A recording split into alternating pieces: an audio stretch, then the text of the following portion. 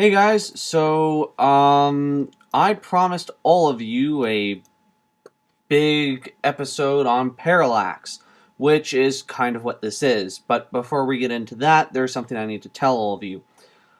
Um, First off, chances are this episode, considering how important this character is to the DC Universe, is probably going to be more than one episode. So if and when that does happen, try not to freak out. I'm going to do my best to get it all in one episode, but if that doesn't happen, then, well, yeah, I apologize for that.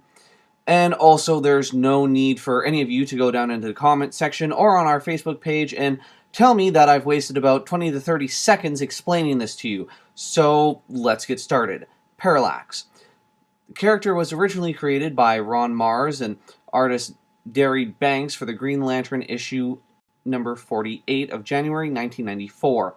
It was intended to give a new alternative name to Hal Jordan, which was the original Silver Age Green Lantern character. Why? Well, because in Emerald Twilight, Hal Jordan's home city of Coast City was destroyed along with all the people inside it. He asked the Guardians for help, and the Guardians pretty much told him to go piss off. Hal didn't really take it that well and had a big temper tantrum, starting to kill and or depower all the Green Lanterns. Gambit, which at this time was the last of the Guardians for the Green Lantern Corps, fled to Earth and found a man named Kyle Rayner.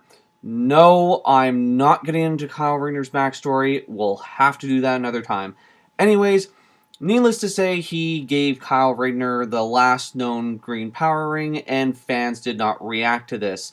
Again, not getting into this. This will have to wait for another time.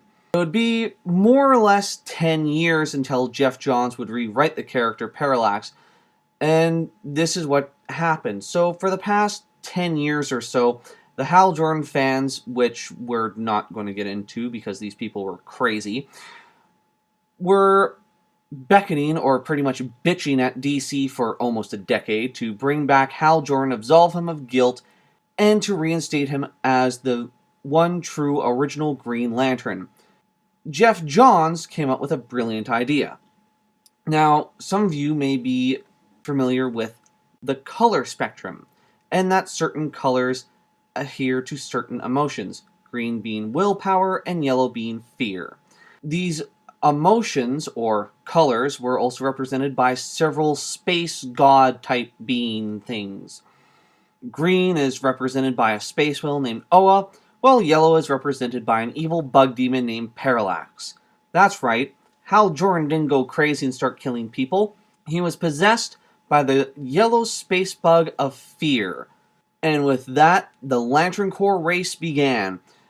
And with all of this happening, DC decided to take the other Lantern Corps and make new marketable characters off this.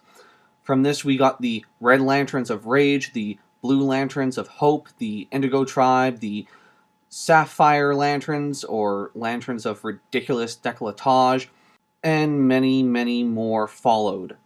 Of course, for any of you who are familiar with the light spectrum, you probably already know that there should be two stand-ins, one for white and one for black, which would involve me going into a completely different thing known as Blackest Night and Brightest Day, which we're not going to get into on this episode for various reasons, such as we simply do not have the time. Parallax is still around today and also helped kick off DC's next big continuity-wide crossover with the Lantern books after Hal Jordan was reinstated as the one true Green Lantern, called the Sinestro Corps Wars.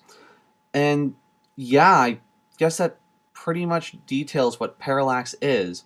He also managed to take over Kyle Rayner and the Flash at one point, and then he took over Hal Jordan and Kyle Rayner and made them merge bodies. Ew. And, yeah. Jeez. This was weird. Oh, hey! I actually managed to fit it all into one episode. Awesome! So, I'm CJ, and I guess next time we'll be talking about something other than Green Lantern. See you guys later.